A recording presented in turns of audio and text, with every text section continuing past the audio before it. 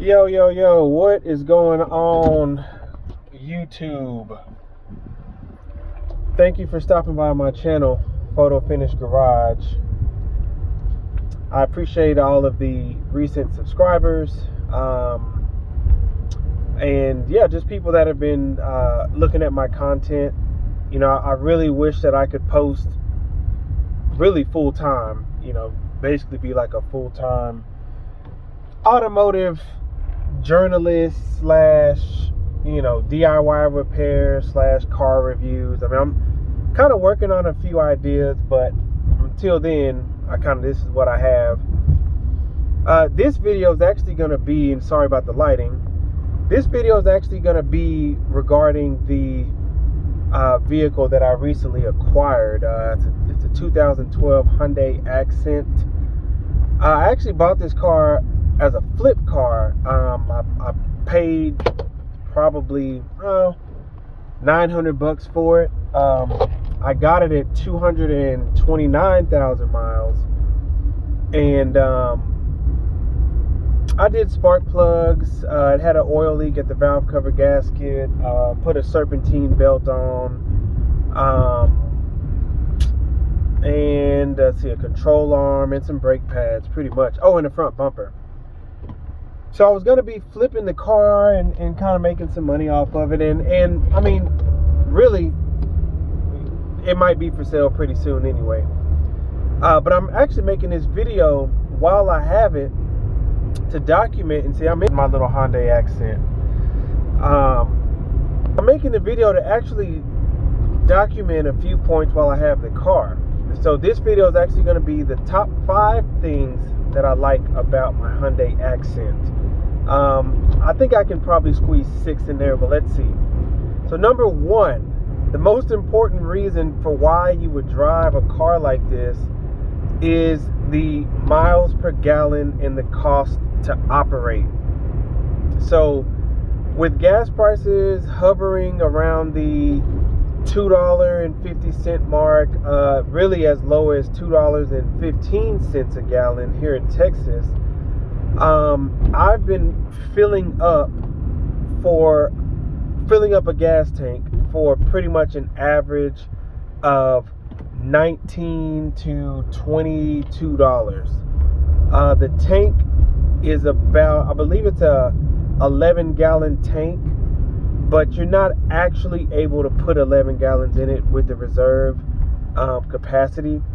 So the most I've been able to put in it is about 9 gallons. Really over like 9.5 gallons. And that's the best thing about this car, is that it's very cheap to operate. I'm actually headed to Walmart because it is time for an oil change, and the little 1.6 liter only uses 3.5 quarts of oil.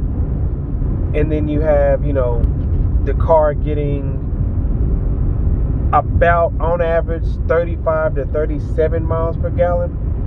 Right now, the car is actually showing 44.5 gallon. That's actually inaccurate. I did reset the trip meter when I filled up, and I have driven all highway on my way home, so that's not really indicative of the mixed driving,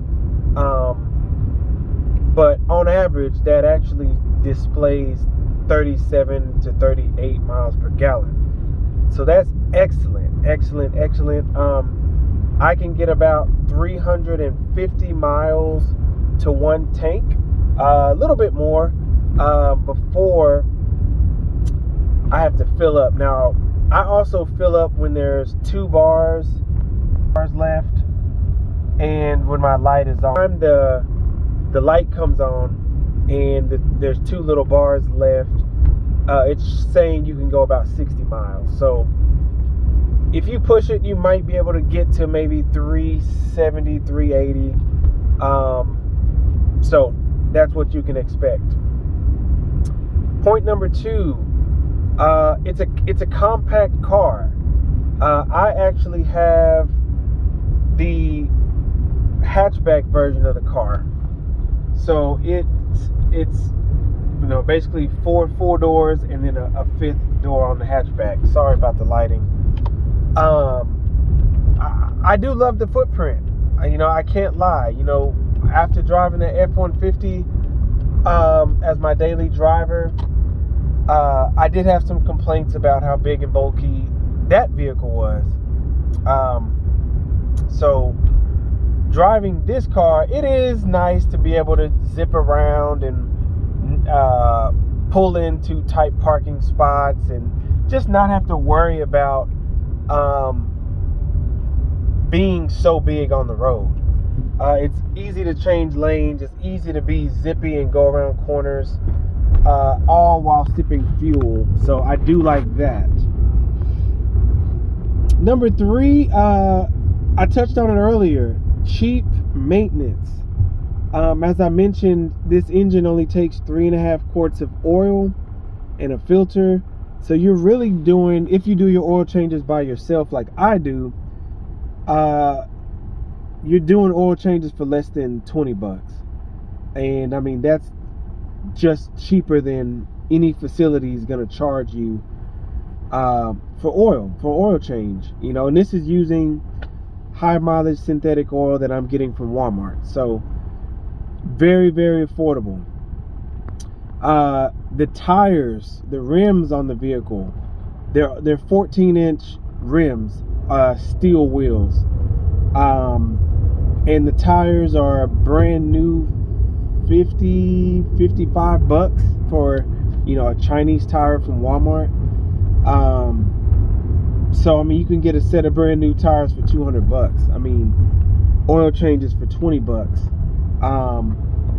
That leads me to other parts.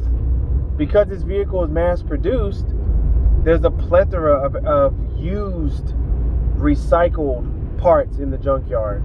I went and I had to replace an axle on this car actually, and picked up a used one for $30.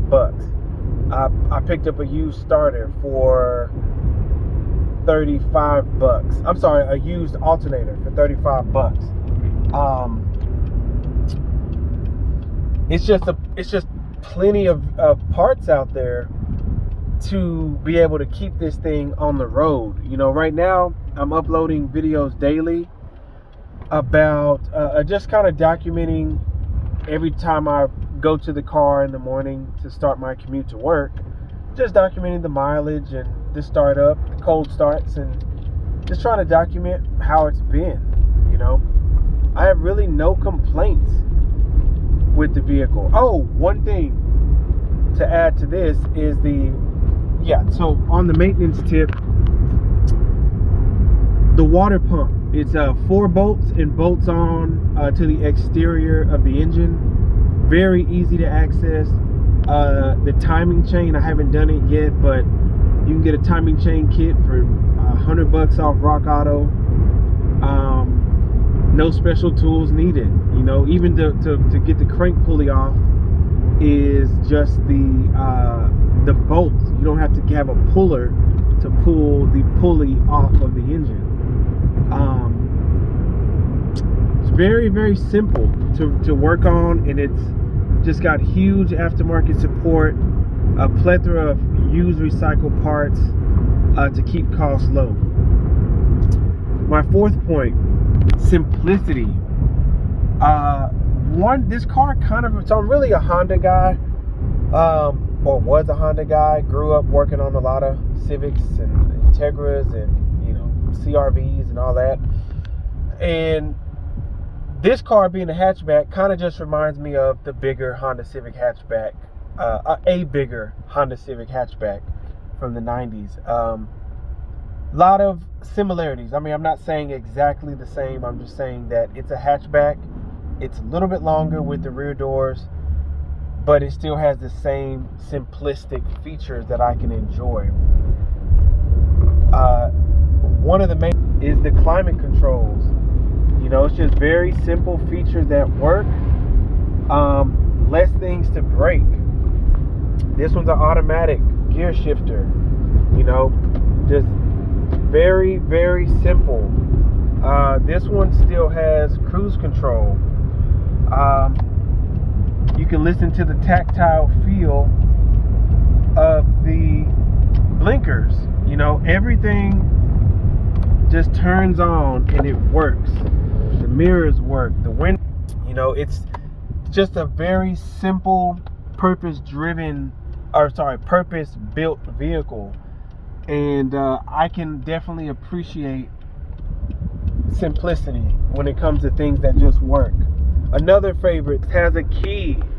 That's exciting, you know, but just being able to feel that key when you're turning it and engaging that starter is something that I don't take for granted.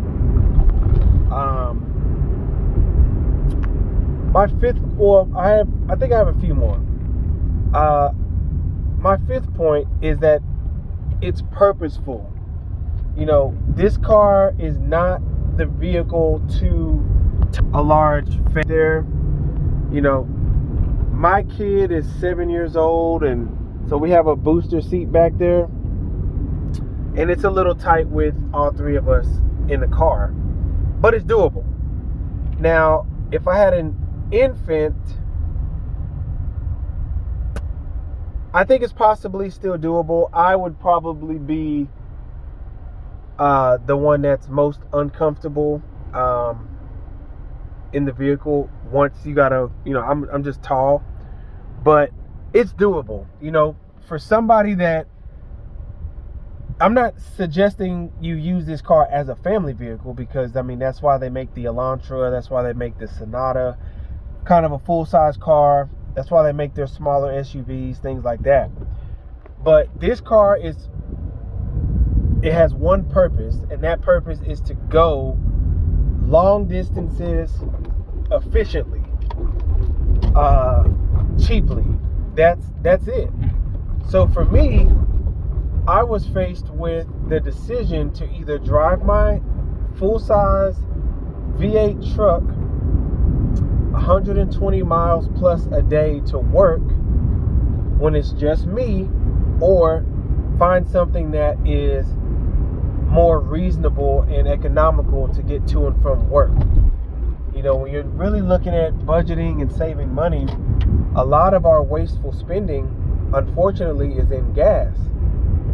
You know, that truck would cost me $100 a week to complete the same commute that I'm spending $40 a week in fuel.